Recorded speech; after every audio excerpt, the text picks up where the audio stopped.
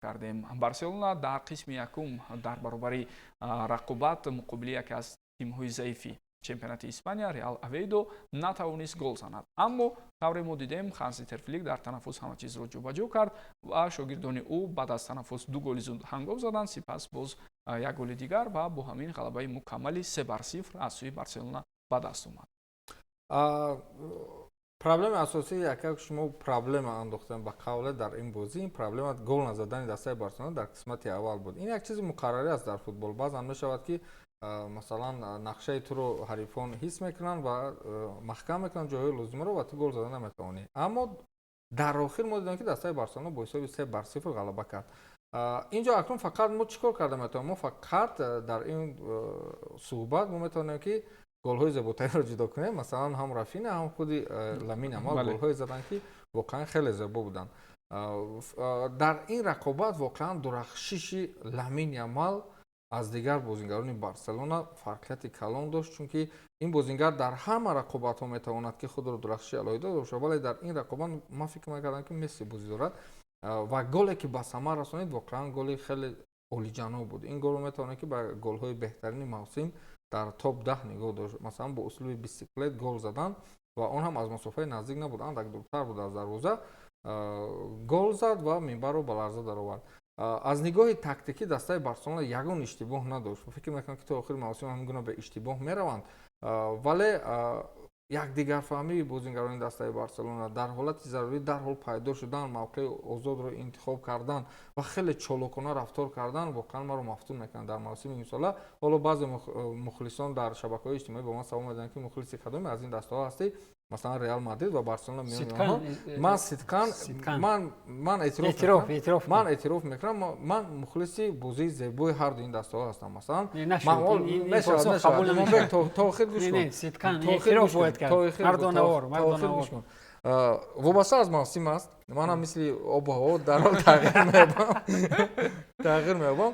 Ҳамон мавсиме ки ҳаминам хуб ки эътироф мекунад. Не, эътироф нодуруст нашуд. Ҳамон мавсиме ки Карим Бензема буд, Карло Анчелоти буду, дастаи Реал Мадрид, дастаҳои Манчестер Сити ва дастаҳои ПСЖ ва дастаҳои сахттарини Аврупоро шикаст дода чемпион шуданд, ман он вақт мухлиси Реал Мадрид шуда будам.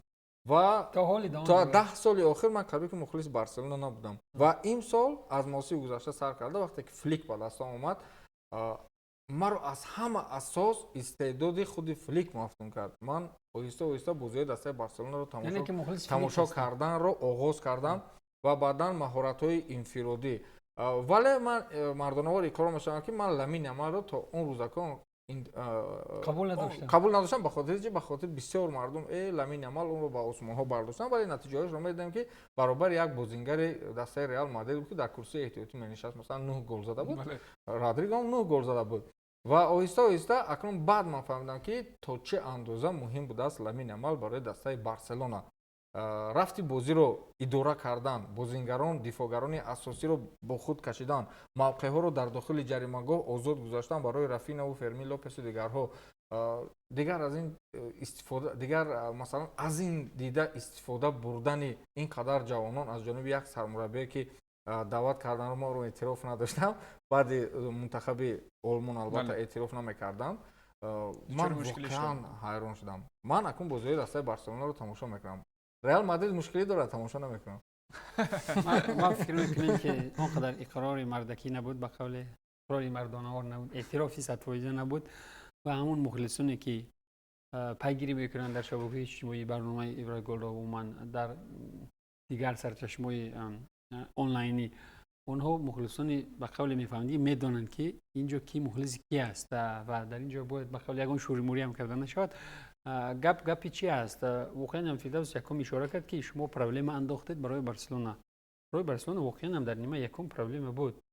Проблема аз чӣ сар мезанад? Вақте ки даста дар ҷадвал онлайнӣ дар зинаи дуюм қарор дошт, як фишори андак ба вуҷуд мебиёрад. Як тарафи дигар Реал Авиедо дар қисмати поёнии ҷадвал қарор дорад ва ҳамин Реал Авиедоро дар даври аввали чемпионат, дар марҳилаи якуми чемпионат ҳам Реал Мадрид бо ҳисоб бузург шикаст дод ва ҳам Барселона.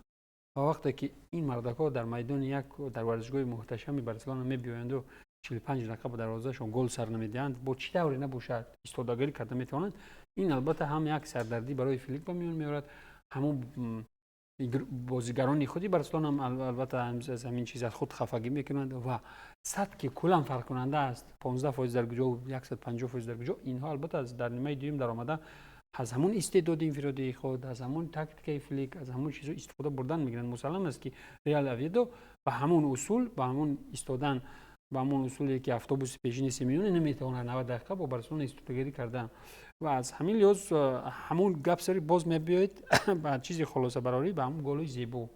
گل زیبا واقعا هم گل زیبا شدن از جانب لامین یامال، از جانب رافینیا. ولیکن اگر که از یک پلوی دیگر مشاهدیم گل زیبا به دروازه کی؟ به دروازه اتلتیکو مادرید، ریال مادرید، آرسنال، منچستر یونایتد، ریال اویدو. ببینید ریال اویدو که سگوندا دیروز اومد، دیروز حضور با یک پای ایستاده است. محض برای همین من گل دورگرو در جای اول گذاشتم. ببینید گپ سر چی میراد؟ باز گپ سر مهمیت گل میراد. از یک جهت گل به دروازه کجا؟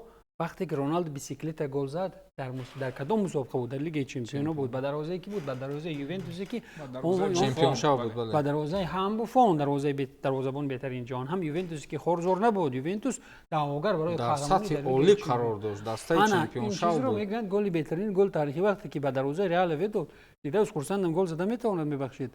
من کم نمیکنم اون گلی که قرب اون را، ولیکن در گلی در وقتی که دو گراندی پریمیر لیگ انگلیس به هم میبیان در یک بازی مهم، یکی برای قهرمانی مبارزه دارد، یکی نام و تاریخی دارد و در همین بازی گل ها زده میشوند.